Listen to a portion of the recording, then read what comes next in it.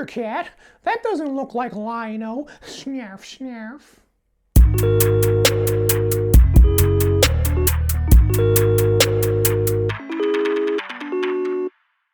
What's up, everyone? It's Luke James, not the singer. If you're looking to get your music reviewed, you can hit up this email that's right here. But right now, we are going to talk about this album from Thundercat called Drunk.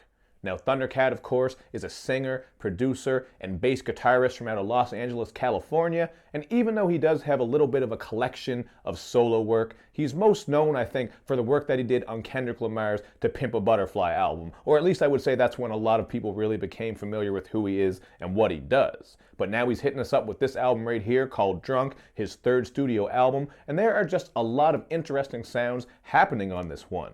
The production is all handled by him, Soundwave, and Flying Lotus, so you are going to get a lot of instrumentation, a lot of variation, and also some sounds that are very smooth, groovy, and spacey. It really is quite a fun ride as you listen through this one. You'll hear some frantic bass lines and drums on which reminds me of maybe some car select music from a game like Gran Turismo. You got Jamil's Space Ride, and this one sounds like an intro to a toddler's television show, just has this very childish and whimsical feel to it. And of course, you got the song featuring Michael McDonald and Kenny Loggins called Show You the Way. And this track is on that adult contemporary type of shit. So you really will hear a lot of variation, as I said. They're coming through with a lot of different sounds, although it's still quite cohesive and it's a very mellow album, I would say. You're not going to get any trappish shit or crazy bangers. But one issue I did have with this one is how it's 23 tracks crammed into 51 minutes. So you do get a lot of songs that are very short. They kind of come and go before you can really get into them. And I just felt like a bunch of these songs could have been taken off the project and I wouldn't miss them. It's not that they were awful, terrible tracks, but I really think if this was scaled back a bit, or if we got some more full songs, it would have left much more of an impression. At least that's something that I experienced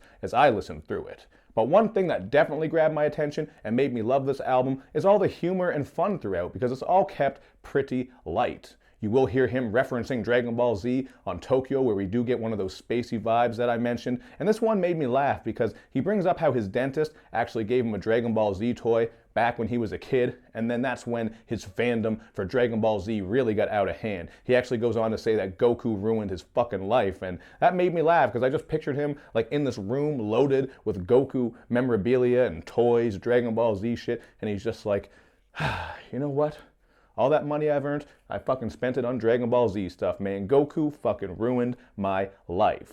But there are some other fun references and silly things being said on here too, and that all adds to just the charm of this project. I really like on Friend Zone, where he gives you the blueprint to escaping the friend zone. You just gotta ignore those calls and go play video games instead, like Diablo and Mortal Kombat. And on Captain Stupido, he lets us know that you just gotta beat your meat to go to sleep, which is some really wise words. And you know what? You're gonna learn a lot from him on this one, man. He's telling you how to get to sleep when you're having a tough time and letting you know how to escape the friend zone, man. Those are lessons that I think every man needs to know. But I do have to say there are a couple of moments on here that do get a little bit more serious, although most of this is just fun. I mean, there's one track on here where he's actually playing the part of a cat and just wondering what it would be like while meowing like a damn Meow Mix commercial, so that shit was kind of funny too. But as for serious tracks, I really liked on Lava Lamp how he comes through with this very moody, depressing vibe as he sings about meeting up with a lost loved one because he wants to see them in another space and time. At least that's how I took that track. And of course, we get this 70s sitcom groove where he's singing about social media and the impact of technology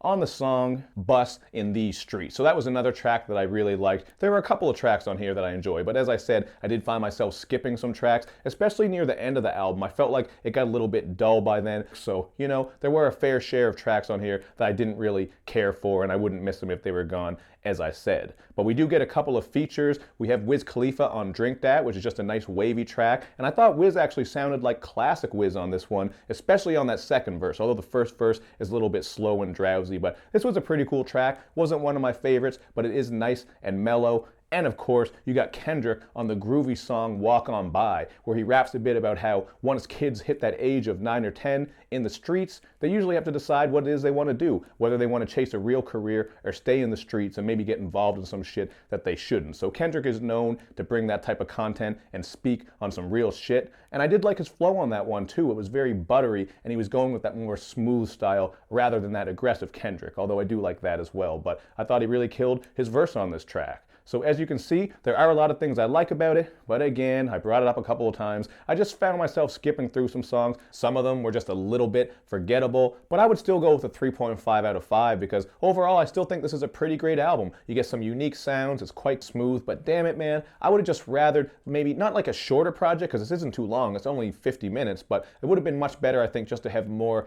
tight, cohesive tracks, man, like full tracks rather than all these little short ones. I mean, there's some of them that are like 30 seconds or a minute long, but I understand maybe that's what he was going for, just to keep that sort of interesting feeling throughout the project where it skips a lot from song to song, but I don't know, that was something that just turned me off a bit from this project. But still, check it out for yourself and let me know in the comments section what you think, and of course, make sure you do all that good YouTube and social media stuff, man, where you like my videos, you share them, you follow me on Twitter, you retweet the videos, you subscribe to the channel, and of course, man, you gotta click like on that Facebook page as well, where we're having all kinds of discussion.